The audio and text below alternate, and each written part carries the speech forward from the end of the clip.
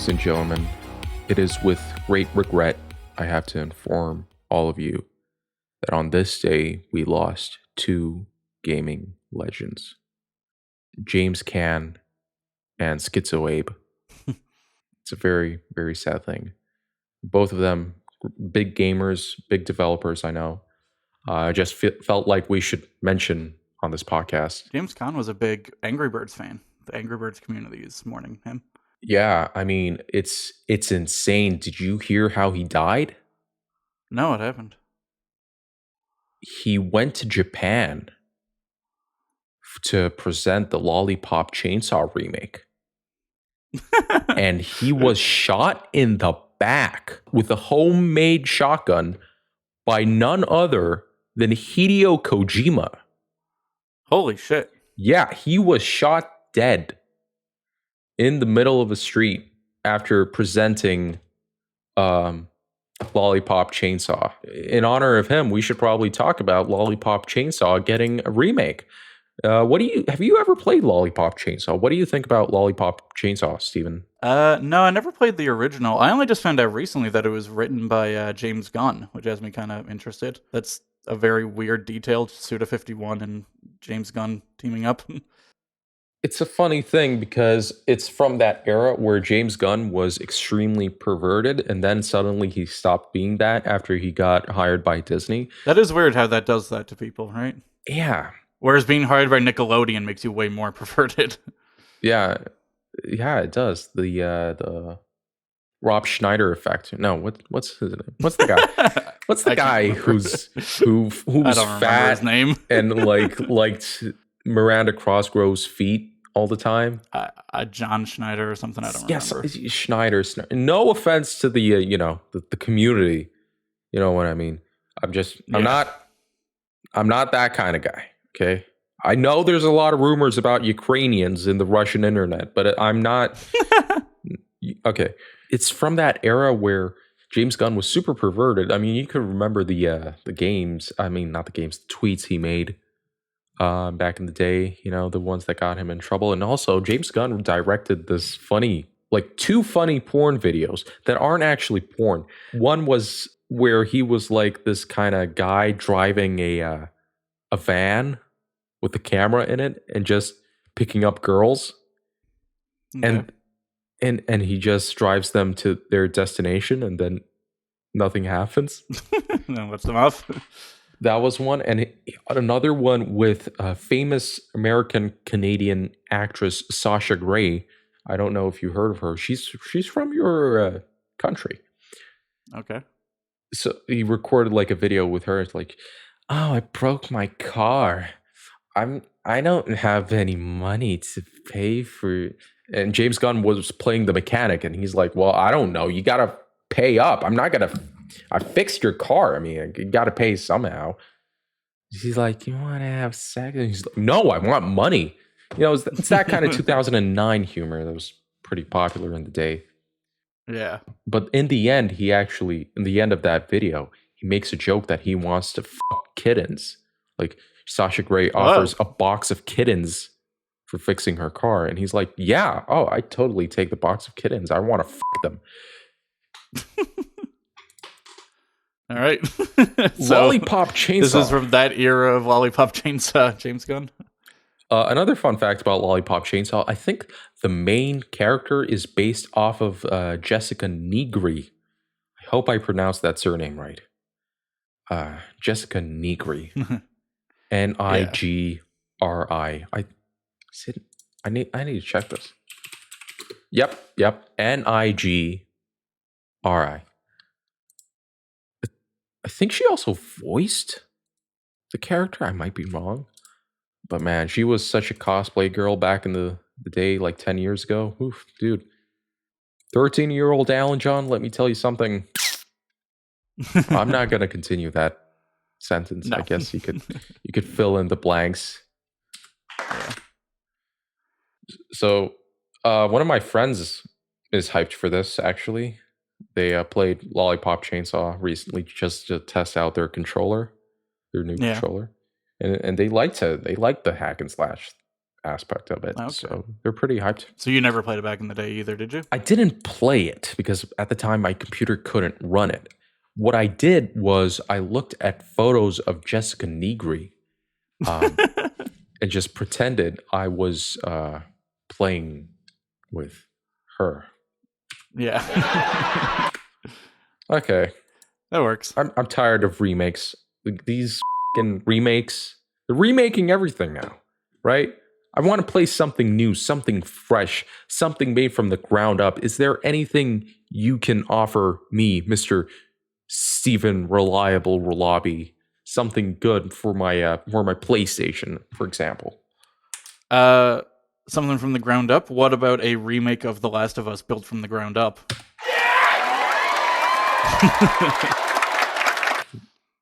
A lot of opinions about this. What do you think? I think it's really weird to put such a big emphasis on remaking a game that came out in 2013 and then was already remastered in 2014. And Sony is promoting this like when it's their big games of the year. I mean, I think it's their only big release they've announced. No, they've got God of War coming. Yeah. But it's an odd choice to remake a game so soon after it comes out. I mean, it's literally going to be less than 10 years. And they're advertising it as this like from the ground up remake and optimized for PS5. It's coming to PC. I think they're going to redo some of the combat. Like, it's very, very strange. You think they would go for an older product or, I don't know, something that deserves a remake a little bit more. Something that isn't already so readily accessible. This might be the most controversial opinion I have ever expressed on this podcast, but I am expressing it once again because I actually talked about this when this was announced. First, we just got it just got announced recently, but we had rumors about it. Remember, we actually talked about it on the previous episodes. I'm all for this. This is great. I mean, the only good thing about Last of Us 2, from what I've heard, is the gameplay and the graphics and the everything. Like, the presentation of that game is just top notch, quadruple A level. I mean, even looking at that game, it's so smooth. It looks real sometimes, like the environments, the foliage, and all that. The Last of Us, the original Last of Us, doesn't come close. It doesn't. And if you think, not you in particular, Steven, but there are people who are saying that this remake looks exactly like the original, go get your eyes checked. Go get your brain checked. It's not. It's on a completely different, higher level. And it's not just an upscale thing. It's literally better in every technical, graphical aspect. So I think that's a good thing, right? They're making an old, good game even better using modern technology. Right? Yeah, I guess so, but I don't know. I mean, that, like you said, it's a good game and it's still so accessible and readily available. I feel like, I don't know, it just seems like a weird way to spend your resources. Not that it's necessarily a zero-sum game, but I feel like that money and effort would be better spent remaking something that isn't still beloved, that isn't still so easily played. Like, I don't know, because I mean, I feel like a lot of people aren't going to bother with this because they might have played Last of Us 1 so recently. Whereas if they were to remake something a little older, something, just anything else, then they might draw in a bigger audience. I'll play this one. I'll play the remake first. Yeah, I'm going to be that guy. Yeah, well, that's because you don't own a PlayStation, so you never had access to the original. Yeah. If you had played the original a couple of years ago, do you think you would be excited for this? That's a great question. Maybe if I played it in 2014, I'd check it out. Yeah. But if I played it like 2 years ago, probably not. No. Probably not. Yeah. I don't know. I mean, I don't know. It's not like it upsets me or anything, but it just seems weird to remake something this quickly after the original one. Listen. I brought this up last time we talked about this. Remember Resident Evil 1? Yeah. And then the Resident Evil 1 remake for the GameCube? Yep. 5 years between them, not more. That's true, yeah. So, yeah. Yeah, that's true. But I think, I don't know. I guess this one is going to change other little stuff. Yeah, you're right. Like, Last of Us was built on a PS3. Do you know how much RAM a PS3 had? Not much. PS3 RAM had 256 megabytes of RAM. What? Really? Yeah. It was built on a 90 nanometer processor. The cell processor was 90 nanometers. Dude, it's like not even, I mean, it was underpowered back when, not when it came out, but when The Last of Us came out. Then it was like, hey, you're pushing the limits. I mean, I guess so, but it's still good. At the end of the day, I don't know if the technical aspects are that important. The best way to play that PS3 game is on the PS4.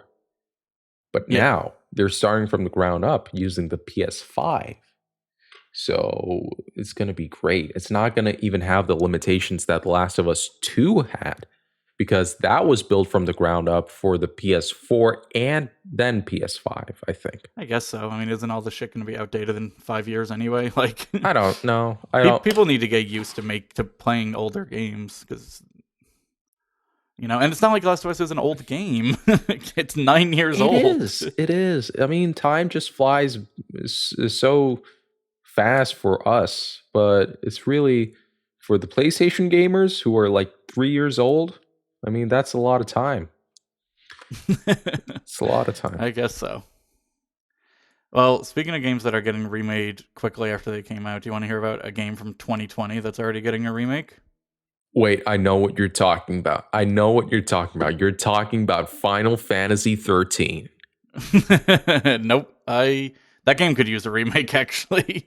That's the other thing. I think they should put more effort into remaking shitty games and making them good instead of remaking shit that's already good. I mean, they should, but but there's no money in it because people are like, that thing fucking sucked. Yeah, exactly. Speaking of things that suck, 13 was a game that came out in 2003. And I think that game is kind of liked. I've never played. I think I played a little bit of it when I was a kid, but I don't remember it very well. But it was remade 2 years ago by a developer named PlayMagic, and it was really horrible. It just had terrible performance. The AI was kind of useless, and they changed the art style. Basically, the game is based off of a comic book, and so the original release used this very heavily cel-shaded style that made it look like a comic book. And the remake just used like the most generic Fortnite-looking 3D models in the world. And everyone was really mad about it, and the remake was a complete disaster. It got overwhelmingly negative reviews on Steam. I think it's still in the bottom 100 reviewed Steam games. I've even read, and I've never been able to find hard numbers to back it up, but I've read that on the week of its release, the original game outsold the remake on Steam. Wow. Yeah, like it was just a disaster. That's not a good sign. No. So the publisher, a company called Microids, announced last week that they're going to be basically remaking 13 from the ground up again in the form of a free update. They got a new developer, and they're going to be changing the art style. They're going to be enhancing the AI. They're going to be, reworking the HUD and the UI. They're going to be doing the sound. They're going to increase the frame rate, make it perform better. They're basically starting over from scratch, like maybe just using some of the assets that the other developer made. And I don't know. I just thought this was an interesting story for how quickly this game is getting remade again, basically. And that Microids probably could have gotten away with just leaving it as is. I mean, 13 is a cult niche game. I don't think it would have tarnished them too hard. But I think it's cool that they're going out of their way to do this. That's going to be a free update. They're also... the game was supposed to release on Switch back in 2020, and that kept getting delayed. And they're finally going to release the Switch version, which will be this new version that hopefully doesn't suck. I looked at a couple of images of the remake, like the pre-remake of this Yeah. The first remake. Yeah. I thought you were exaggerating when you said it had a Fortnite art style. No, this is Fortnite. It's literally a Fortnite skin, like down to everything. The facial structure is just Fortnite. It's not good. But now people are just going to say it looks like Borderlands. So I don't know. I mean, at least it'll look like the game that it's a remake of. Yeah. You know, it won't just be like this generic boring. Because I think that's mainly what people remember about the original, was that it was the art style. That was certainly what I heard people talk about when I was a kid. Mm-hmm. Yeah. You were a kid? Yeah, at one point. Nah. I know, right? Yeah. What games Go did ahead. you play as a kid? Did you play Tony Hawk Pro Skater? Oh, dude, I fucking love Tony Hawk Pro Skater. I played a lot of 1 and 2, but I really loved 3 and 4. And I was so excited for them to get remade until I heard some really shitty news out of Activision Blizzard again. Yeah. Did you hear what that is? Yeah, I did, but I'm not well informed enough in order to talk about it. So could you please? I don't remember the developer's name. What's their... Vicarious Visions remade Tony Hawk 1 and 2 in 2020, I think. And they had previously remade the Crash Bandicoot trilogy before that. Wait, wasn't that Toys for Bob? No, they did 4. I don't think they did the remake of the Insane trilogy. I can double check, but I don't believe they did. Yeah, Vicarious Visions did the Insane trilogy. So they're really good at that. They're just good at doing remakes, and their Tony Hawk one in particular reviewed insanely well. It sold very well. The Tony Hawk series had been in kind of a tailspin with a really shitty remake in the early 2010s and then a really crappy Tony Hawk 5 a little later.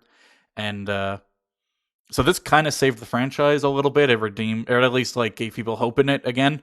And as soon as it launched, basically, Activision Blizzard decided to merge Vicarious Visions into Blizzard and make them another Blizzard team to act as like a support studio on the Diablo 2 remake, which wasn't entirely a terrible idea. I think their remake came out okay, and they're obviously good at remakes, but it was really disappointing that they weren't going to get to do Tony Hawk again, especially considering now Tony Hawk has came out, and as late as the release date of Tony Hawk Pro Skater 1 and 2, they were planning on doing 3 and 4 next, and Activision Blizzard stepped in and fucked it all up. I heard they're working on Call of Duty Warzone now. They might be on Warzone now. I know. No, I think Toys for Bob is on Warzone. I think that's what you're thinking of. That fucking sucks. Imagine working for Call of Duty, developing Call of Duty. It's the gaming developer equivalent of working at Google or Amazon. It's like, it's just so uninspired. It's just basically doing fucking Call of Duty. Ugh. Yeah, so if there's a good silver lining in this, and it feels weird to get excited about a corporate merger, but Phil Spencer has said that if their acquisition of Activision Blizzard goes through, they're going to start looking at moving around some of those studios. Oh, good. He was asked about Toys for Bob, and he didn't say anything specific, but he was basically like, yeah, we'll look at those studios and what they're good at, and, we'll see if we can find, like, different projects to work on them. Fallout 4 remake coming 2023. Yeah, so hopefully you can do the same thing with Vicarious Visions. And Tony Hawk on that stream where he mentioned that 3 and 4 remake had been canceled even said, they'll look into getting it going again once, I think he said once the dust settles. So he's probably referring to that acquisition, that they'll make a push again to get 3 and 4 remade, which would be nice, but that might be, another year before that acquisition goes through. So I believe it was just announced this week that it's being investigated by Competitive Markets Authority in the UK, and I think the FTC has already said they're investigating it in the States. Nothing unusual, just standard investigate it to make sure it's not. Why didn't they investigate Toys for Bob starting to work in Warzone? What about that, huh? FTC. That was bad. Ugh. You know what FTC stands for? For the cucks. Yeah. Not for the corporations or something, just for the cucks. All right. You know what? All of these remakes, I'm tired of them. You know what I want? Ports. That's you want right. A port? Just give me the game. Just give me the game on my PC or my PlayStation or my Xbox. It's the same game I played 35 years ago. Just give it to me. Change nothing about it. Well, that sounds easy, but it might not be the case because Sonic Origins just came out, it came out a few weeks ago, and these are ports of games from the early 90s, and they do not run very well at all. Uh, so these games were remade by a guy named Christian Whitehead in his own little bespoke Whoa, Sonic engine. whoa. No reason to bring in fucking religion into this, okay? I don't care if it's Christian Whitehead, Muslim Whitehead. Here on GBA Temp, we accept everyone. All right. Doesn't matter if you're Muslim, Hindu, Jewish, transgender. I don't care. Go on, Steven. So he remade all the games in this little retro engine, I think he called it, and they came out on mobile back in the early 2010s. Sorry, he didn't do all the games. He did 1, 2, and CD, and they were pretty good remakes. I think they're generally considered the definitive versions of these games, and people had wanted them to come to consoles for a while, and I think maybe some of them were ported to like the Xbox Arcade or something, but that may not even have been his version. It might have been something else. And so eventually Sega announced the Sonic Origins collection, which would be all of his ports, and they were finally going to give him a chance to do Sonic 3 port along with another guy named Stealth, who was also... These guys were both content creators in the Sega, in the Sonic fandom before they got hired by Sega. They, I think they did fan games or fan remakes or something beforehand. And Sonic Origins is really weird, particularly Sonic 3 really doesn't work all that well. I've played it, and if you look on our GBA Temp YouTube channel, there's a review up of it. There's a lot of little weird stuff. It seems like when they wanted to get the game running at 60 FPS, it's sped up a lot of other things that aren't meant to be sped up. So say there's an area where blocks will appear or disappear or, will move. They're moving faster than they're supposed to be because it just screws up the timing. There's one bit where you get on a top and it'll run through the level for you, like almost like an on-rail section. And something about it running so fast will it screws up the physics. So you jump on this top, and instead of running through the level for you, it just goes up into the air and crashes into the ceiling and gets stuck there for 10 seconds and then drops down. Then it'll go through a little bit of the level and then it'll fly off into the air again. And just a lot of weird little stuff like that kind of piles up. I think they're mostly in Sonic 3, but they do exist in the other games. There's some weird collision detection. Sometimes you'll be running and you'll just die for no real reason. The game seems to think that you get crushed up against a wall, even though you don't. I don't know. I've run into all kinds of weird stuff. There was one where, when you finish a level, Sonic will stop and, look at the screen, do his little pose for the next one starts. And I was moving when that level ended, so I was way up in the air, and then it transitioned to the next level, and since I wasn't where I was supposed to be, in the level transition, I spawned inside of a wall and died immediately. There's, just stupid stuff like that happening. And so people were really disappointed, and people were kind of surprised that these guys that were so accomplished fucked it up so bad. And Stealth, one of the developers, actually came out and said that, hey, we made some mistakes. We're not saying it's perfect, but he's putting a lot of the blame on Sega. He says that they weren't given a lot of time to fix mistakes, and there's some mistakes that are in the final game that weren't in the build he submitted to Sega. So for whatever reason, Sega had to screw around with things afterwards, and they introduced these bugs that are now getting put on this guy's head. Wow. And he also said that Sega has not yet approved for them to start working on patches to fix these issues. Now, this was 2 weeks ago as of this recording. I think exactly 2 weeks ago. You are not allowed to fix this game. Don't you dare fix these issues. It's weird, right? Why would they? Now, there was an update that came out for Sonic Origins on the PS5. It didn't address many of the big issues, but maybe that indicates that they will have bigger fixes. I don't know why they haven't been talking about it, but, it's not like it's definite that this won't get fixed. But as of June 24th, the last time he spoke about this, he said that Sega would not let him fix it. So I don't know. That's really bizarre to me. Maybe Sega just wants people to know that Sonic sucks. Maybe they want people to know that Sonic sucks and has always sucked and will always suck. If you guys want to see something funny, check out the Sonic Origins review on GBA Temp's YouTube channel. Not because the review itself is funny, it's the fact that YouTube, for some reason, made these automatic chapters of the I saw that video. And I was looking at it, I was confused. Like, why did Chari or whoever made this? Did you edit this? I did. You did a great job. I love you, Steven. Thanks, Thank bud. you. I was like, why does this have so many chapters? What kind? It's only a 9-minute review. It's got like 10 chapters, and I'm looking at it. Why is it score 368970? Score 390506? It literally, the AI read the video file and it saw the text on the top left. That gave the score.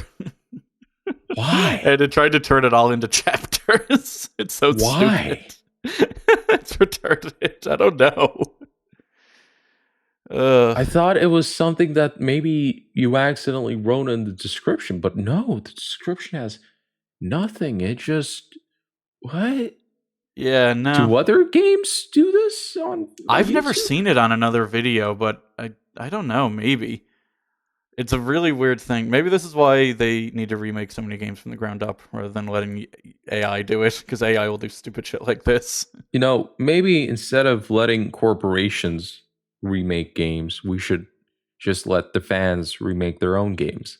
Like, Yeah. for example, Metroid 2, that was remade by the guys who remade Metroid 2.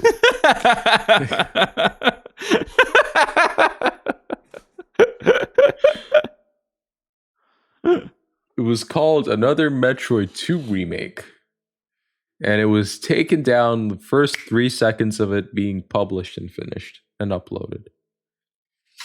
And I remember reading that remember reading how it was developed, and it was developed completely in Game Maker. Oh, really? Yeah, it was built like on the basis of a generic side scroller engine that was made in Game Maker. The guy who made it didn't have any coding skills when he started making the game. Oh, wow. And over That's pretty time, he learned like C++ or something. Yeah, it was pretty funny. I mean, pretty cool, I mean. cool. But yeah, AM2R, that was my first experience with Metroid 2. It was pretty good. Then a couple of years later, I played Samus Returns on the 3DS, which is, I'd say, the superior version. Yeah. Yeah. That doesn't necessarily justify pulling down the fan remake. Not by that much. No. There are some aspects that the AM2R does better than Samus Returns. Some Really? aspects. Wow. Yeah. AM2R, they didn't really understand Metroid that well. Like the team. What was the team called? They made Dread. Can't remember. They were in Spain. But yeah, they try to do these power-ups like using, just, you press this button and Samus is invincible for 30 seconds. No, that's not Metroid. It's not how Metroid. Oh, press this button and Samus can shoot 1,000,000 bullets at the same time. No. Samus doesn't have a machine gun.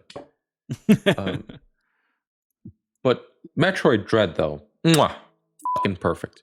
Once they got the original creators, once they got Nintendo supervising them, just a brilliant, best Switch game ever. Yes, I said it, ever. Wow. I haven't played any other Switch game, so I don't. But that team, the AM2R team, they're making a new game. Are they? Called, it's an original one. They started a Kickstarter for it. It's called Hollow Knight.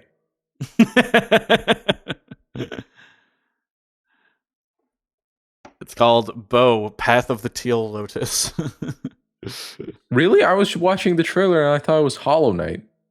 It is very much like Hollow Knight, yeah. Which, in their defense, they say on the Kickstarter page that it's inspired by Hollow Knight. Actually, it's Yeah, weird. They have this little thing there of all their inspirations and influences, and don't it do seems this. I no. know, I know, I see this. I'm telling young developers, don't do this. This is a bad, bad, bad. Especially you have Super Mario on that. You Paper should be. Mario. Oh, Paper Mario. Yeah. Don't never when you're making a product, don't say it's inspired by one thing, two thing, three. Don't make a fucking list of things Yeah. that inspired you. This is just an open invitation for bad actors in the future to sue you. This is not yeah. I don't think it would lead to legal issues, but I think when you look at that, it feels a little bit like you just see all the parts of the games that they're pulling from rather than their original ideas. Like you look at it and the gameplay is so obviously Hollow Knight. The movement is and like some of the animations look a lot like Celeste. The environment feels very drawn from Okami. They also have a lot of anime that they list as influences, like How does Spirited Away influence a Metroidvania? how does Paper Mario do it? I mean, I guess it's 2D. Is that what they're going for? Like, it's because it's a hand drawn style, maybe? Like, I don't know. It has this weird energy of like they just want to associate with bigger properties or they want to remind you of them and be like, hey, we're like this. It's a really weird thing. I don't know. I can't quite put my finger on it, but it is kind of an odd look to have a big list of things that out front and center of what inspired you. Like I get that everyone, takes inspiration. I don't think it's weird in an interview to be like, "Oh yeah, we were playing Hollow Knight and we decided we wanted to do something like that." But to have like a giant list of like this is all the shit we're pulling from is a little weird. Yeah, I mean, I don't want to shit on these guys. I mean, every one of them is like a million times more talented than me. Absolutely. What? Did you just agree with that? What the fuck? See? Oh, thanks. Calling yourself my friend. Okay. But no, this is. I don't want to play this. I thought when I heard the news title, I was like, oh shit. Are they gonna make like a Metroidvania? No, it's Hollow Knight. Hollow Knight isn't a Metroidvania. Stop calling it that, please. I don't like it. I like all Well, Metroidvanias except Hollow Knight. I don't like it at all. Stop calling La Mulana a Metroidvania, you fucks. Every time when I was like recommended a Metroidvania, like after I beat all the Metroids and all the Castlevanias, people always recommend me two games: La Mulana and Hollow Knight. None of these scratch my itch. None. why not? What's different about them? I don't know. I don't know how to explain it. It's not. Um, okay, La Mulana is more like exploration, but it's just mostly exploration. Like the combat isn't that. I don't know. I didn't get far in it, but it's quite primitive. Right. Um, and Hollow Knight is just like too difficult, but not in the sense that you die instantly, but no, you have to so much backtracking, so much going around the map, and like they don't even give you the map until you Oh, really? finish the area. Yeah, I don't like it. It just pulled me away, even though everybody recommended it. Like everyone, like, Yeah, oh, I you know play people love Hollow that Knight? game. Play Hollow Knight? Play Hollow Knight. It's pretty good. It's like the what's a TV show that everybody recommends that fucking sucks? Uh, Hollow Knight is the How I Met Your Mother. Because imagine you finished Seinfeld, you finished Frasier, you just got off of watching Friends, and now you're like, hey, I want something new. And they excuse recommend. me. Is that how you watch Friends? You're like you got off watching Friends. Hey, I liked Friends. It's a good show. It's not bad. It's a good show. It's a good show. But imagine after finishing Friends, somebody would say, hey, check out Big Bang Theory and How I Met Your Mother. It's not, it's it's a sitcom. There are people laughing. It's not the same. La Mulana is basically the Big Bang Theory of sitcoms. Or no, Right. Metroid. Yeah, you get what I I'm got what you mean. saying. Yeah. It's like, yeah, this is Metroidvania. You got to explore. Oh, you can't go there. No. You got to unlock the thing. Oh, you unlocked the thing. You went there, but now you can't go there. No. Isn't that what all Metroidvanias do, though? You're not allowed to go certain places until you unlock something? Yeah. But it's not like as fun. No. It's like punchline. This funny character says something like, well, did you know I don't like boobs. I like poop. What do you mean you like poop? Do you like shitting as well? Yeah, whatever. I never watched How I Met Your Mother. I bet it's just Neil Patrick Harris going around making obscene shit jokes. I've never seen it either. That's probably what it's like, though. I can't imagine it's anything different than that. I've seen clips of it on TikTok because I'm a TikTok addict now. Yeah, and it's just I can't watch this. It's like finishing The Office and somebody recommends you fucking Modern Family. That's what it is. Instead of Jim, you get Sofia Vergara, and it's not the same. It's not the same. That's sad. You know what else is sad, Steven? That we're gonna have to end this episode. Oh no, it's horrible. Can you believe we took like fucking a month off and there was jack shit to talk about when we came back? What do you mean? This is a weekly podcast. We release new episodes weekly. If I see anybody saying the contrary on GB Temp, I will ban you for disinformation. All right. We are a weekly podcast. We release a episode every week. That's true.